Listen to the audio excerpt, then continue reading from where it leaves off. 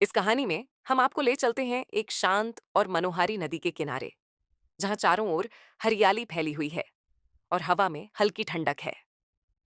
नदी की धीमी कलकल, पक्षियों की चहचहाहट और दूर कहीं बजती बांसुरी की तान इस जगह को जैसे स्वर्गीय अनुभूति दे रही हो। नदी के किनारे पर खड़ा है एक विशाल बरगद का पेड़, जिसकी जड़ें धरती में गहरी तक फैली हैं और शाखाएं आसमान को छू रही हैं। इसके नीचे बैठा है एक महान साधु, जो वर्षों से तपस्या में लीन है। उसके बाल और दाढ़ी लंबे और काले हैं।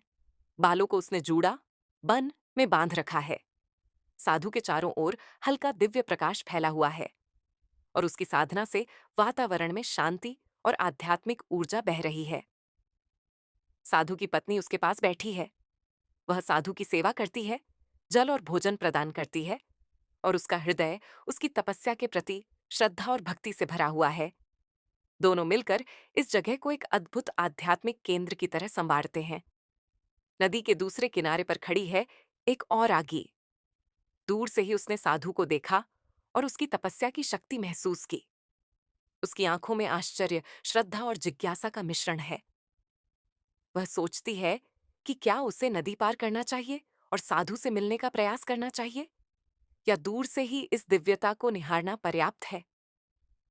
साधु और औरागी के बीच की दूरी, नदी और बरगद की विशालता और वातावरण में फैली दिव्यता जैसे एक अदृश्य पुल बनाती है, जो भौतिक सीमाओं से ऊपर उठकर आत्मा और भक्ति को जोड़ता है।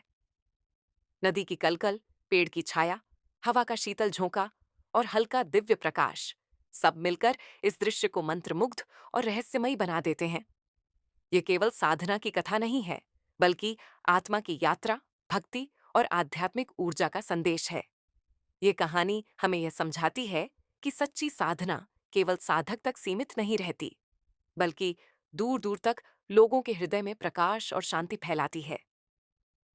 यहाँ हर दृश्य, हर आवाज़ और हर भाव मानो ब्रह्मांड के साथ एक अदृश्य संवाद कर रहा हो, और दर्शक को भी अपने भीतर की शांति और आध्यात्मिक अनुभव का एहसास कराता है।